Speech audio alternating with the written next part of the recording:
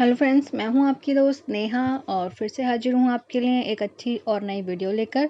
जो है हमारी बीएड में के नोट्स के ऊपर development learning and teaching learning process हमारी बुक चल रही है और इसकी यूनिट जो हमारी चल रही है वो चल रही है 4th और ये भी अब कंप्लीट होने वाली है। और हमने इससे रिलेटेड जितनी भी वीडियोस अभी तक डाली हैं उससे सारी वीडियोस के लिंक आपको वीडियो के डिस्क्रिप्शन बॉक्स में मिल जाएंगे, आप जाके वहाँ पर देख सकते हैं। तो फ्रेंड्स, हमारे अभी तक जो 4th यूनिट है जिसमें हमने अभी तक पिछड़ा वो विशिष्ट बालक, प्रतिभाशाली बालक पढ़ा, बुद्धि के बारे में पढ़ा, इन सब के बारे में हमने पढ़ा है। तो आज की हमारी वीडियो होने वाली है पिछड़ा बालक यानी कि बैकवर्ड चाइल्ड के बारे में। तो आज हम इनके बारे में डिस्कशन करेंगे और इससे रिलेटेड काफ़ी क्वेश्चंस आपको C TET, UP TET, Haryana TET, TET इन सब में देखने को मिलते हैं और ये आपका बीएड नोट्स का क्वेश्चन है। तो जो लोग भी बीएड की तैयारी कर रहे हैं उनके लिए जो चैनल पर जितनी भी वीडियोस हैं वो यूज़फुल हो सकती हैं। जो लोग भी क्लास अटेंड नहीं कर पाते हैं और उनके लिए नोट्स तो सभी के लिए इम्पोर्टेंट होते हैं, तो आप लोगों के लिए ये नोट्स बिल्कुल एब्सोल्युटली यूज़फुल होंगे। तो अगर मेरे चैनल पर नए हैं तो आपको मेरे चैनल पर मिलती हैं बीएड नोट्स की सीरीज़, सोशियोलॉजी नोट्स की सीरीज़ जो कि मेरे चैनल का नेम भी है। तो चलिए स्टार्ट करते हैं अपनी आज की वीडियो। तो हमारी आज की वीडियो जैसा कि आप देख पा रहे हैं पिछड़ा बालक यानी कि चाइल्ड जो हमारे पिछड़ जाते हैं, बैकवर्ड होते हैं, उनके बारे में है। तो इससे रिलेटेड पहले की जो वीडियो है प्रतिभाशाली बालक और विशिष्ट बालक के बारे में मैंने जो वीडियोस डाली थी वो आपको वीडियो के लिंक में मिल जाएंगी, तो आप वहाँ जाके देख सकते हैं। तो चलिए देखते हैं। पहले जिस तरह से क्वेश्चन अगर आपको बीएड में देखने को मिलेगा वो पिछड़े बालक से क्या अभिप्राय है, मतलब अभिप्राय मीन क्या समझते हैं आप, क्या मीनिंग है पिछड़े बालक का, इस तरह के क्वेश्चंस कुछ पूछे जाते हैं। तो आप उसमें क्या लिखेंगे? तो देखिए, जो बालक अपनी कक्षा के औसत कार्य मतलब जो भी एक एवरेज काम क्लास में कराया जाता है उसको नहीं कर पाता है और बुद्धि लब्धि में औसत बालकों से पीछे होता है, पिछड़ा बालक कहलाता है। ठीक है, सिरिल वर्ड के शब्दों में पिछड़ा बालक वह है जो अपने अध्ययन के मध्य काल में अपनी कक्षा होती है, उसकी क्लास का कार्य जो है वो उसकी आयु के अनुसार एक कक्षा नीचे का है, करने में असमर्थ रहता है। ठीक है, मतलब मान लीजिए कि कोई भी बच्चा है क्लास में, ज़्यादातर बच्चे क्लास में कम ध्यान देते हैं या जो भी है, लेकिन हम पिछड़ा बालक उनको कहेंगे कि हमने उनको दूसरी जो पढ़कर आ चुके हैं उस क्लास का काम दिया है, लेकिन फिर भी वो बच्चा उस काम को नहीं कर पा रहा है, या उससे भी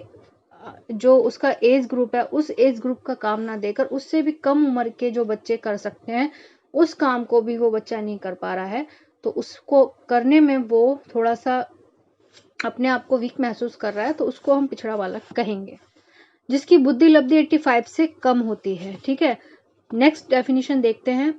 सोनेल के अनुसार पिछड़ा बालक वह है जो अपनी आयु में अन्य बालकों की तुलना में अत्यधिक शैक्षणिक दुर्बलता का परिचय देता है, जिस दुर्बलता में कमजोरी बताता है। फिर हम देख लेते हैं पिछड़े बालकों की जो क्या विशेषता है, उनको कैसे पहचानेंगे। तो बुद्धि लब्धि कम होने के कारण पिछड़े बालकों की सीखने की जो गति है वो अत्यंत धीमी होती है, मतलब उनकी लर्निंग पावर जो होती है वो स्लो होती है। पिछड़े बालक सामान्य विद्यालय के पाठ्यक्रम में लाभ उठाने में असमर्थ रहते हैं। असमर्थ माने वो अपने आप को उसके साथ असमर्थ मीन कि सही से उस काम को करने में कठिनाई महसूस करते हैं। पिछड़े बालक अपने जीवन में निराशा का अनुभव करते हैं, उनकी महत्वाकांक्षाएं जो होती हैं समाप्त हो जाती हैं और वे नेतृत्व देने में असमर्थ होते हैं। जैसे कि नेतृत्व माने किसी को हम गाइडलाइंस दे उसके।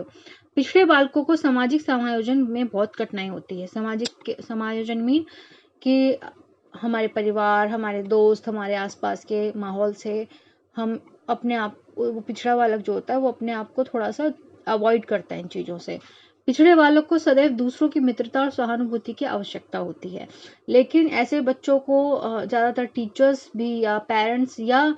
हम कहेंगे उनके जो फ्रेंड्स होते हैं वो भी अवॉइड करते हैं या बहुत कम थोड़ा सा उन पर ध्यान देते हैं। लेकिन हम लोगों को चाहिए कि एज अ टीचर अगर मैं बोलूँ तो ऐसे बच्चों को ही सबसे ज़्यादा केयरिंग की ज़रूरत है, स्टडी की ज़रूरत है और एक सपोर्ट की ज़रूरत है according to teacher, parents, friends and family.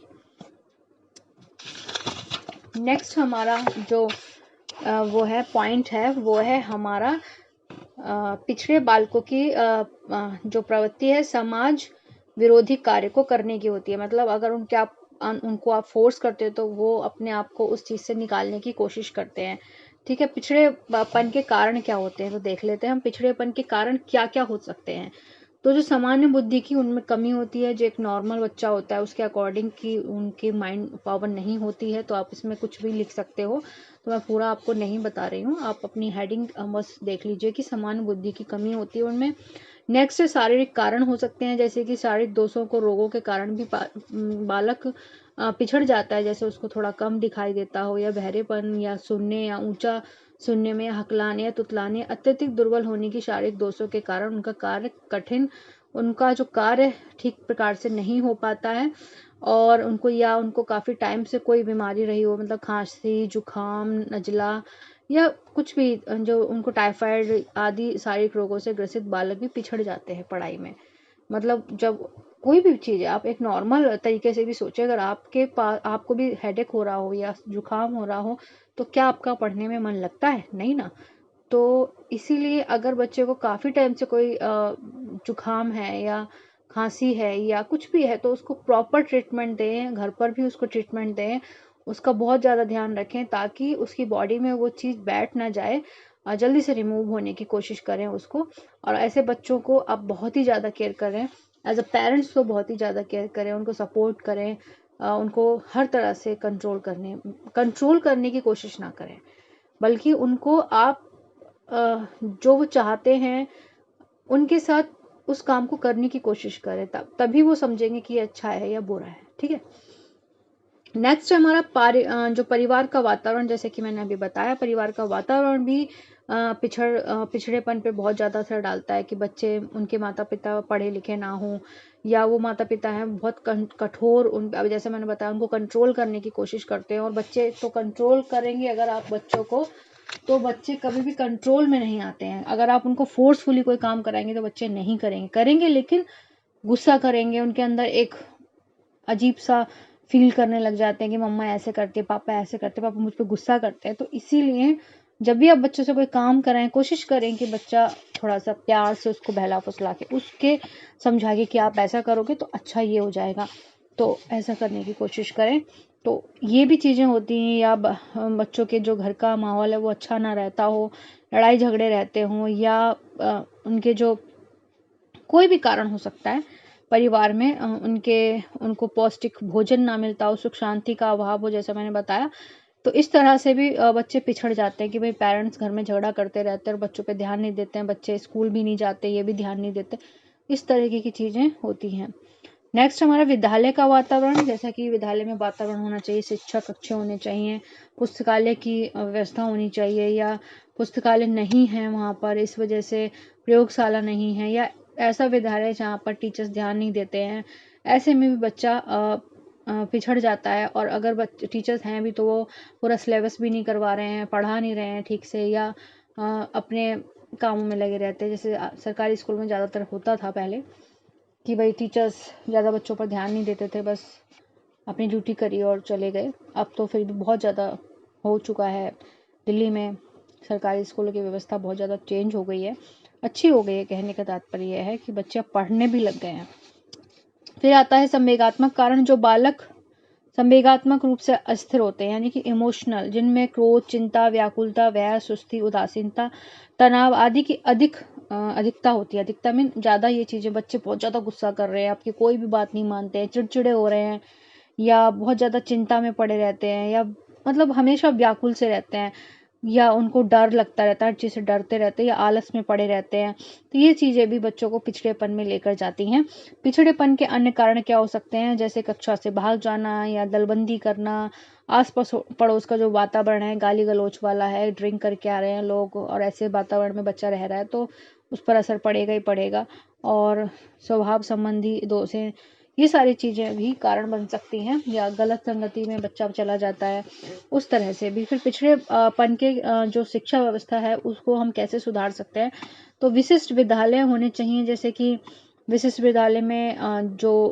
बच्चे होते हैं उनकी स्थापना, पिछड़े बालकों के लिए अलग से विद्यालयों की स्थापना की जानी चाहिए, क्योंकि जो अगर नॉर्मल बच्चों के साथ ही उनको पढ़ाएंगे तो कहीं ना कहीं उनमें कटुता की भावना आ जाएगी कि हम वो बच्चे ज़्यादा अच्छा कर रहे हैं, हम नहीं कर पा रहे हैं,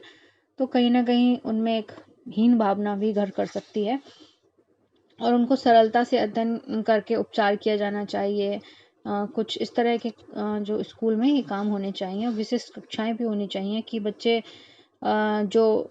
निरंतर असफलता का सामना कर रहे हैं उनके लिए, उनको बालक मनोवैज्ञानिक प्रवृत्ति के हो सकते हैं, तो लगातार कक्षाओं में फेल हो रहे हैं, या अलग कक्षाओं की व्यवस्था विद्यालयों में ही कर देनी चाहिए। इन विशिष्ट कक्षाओं में बालकों के सामने समायोजन या कुंठा जैसी समस्याएं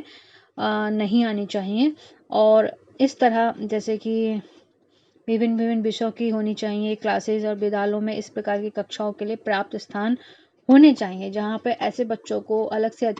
शिक्षा दी जाए, अच्छे टीचर्स रखे जाएं जो बच्चों को अच्छे से समझ पाते हों, बच्चों की हर एक प्रॉब्लम अपनी प्रॉब्लम समझ के सॉल्व करने की कोशिश करते हों, और एक फ्रेंड सर्कल बनाने की कोशिश करें, और टीचर्स और स्टूडेंट के बीच में एक ऐसी बॉन्डिंग होनी चाहिए कि बच्चा अपनी तकलीफें उनको बता पाए। फिर हमारा नेक्स्ट पॉइंट है विशिष्ट पाठ्यक्रम भी होना चाहिए, कि ऐसा पाठ्यक्रम जिसमें सिर्फ पुस्तकीय ज्ञान ना दिया जा रहा हो, थोड़ा सा बच्चों को करके सीखने पर बल दिया जाना चाहिए, या उनको ऐसा काम कराना चाहिए, पुष्प शिल्प है, गृह शिल्प है, हस्त शिल्पों का, मतलब ऐसा कुछ क्रिएटिविटी चीज़ें होनी चाहिए।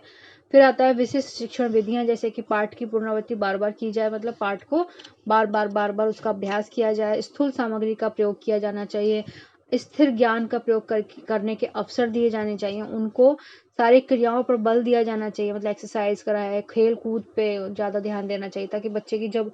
मेंटलिटी और फिजिकली पावर अच्छी होगी तो बच्चे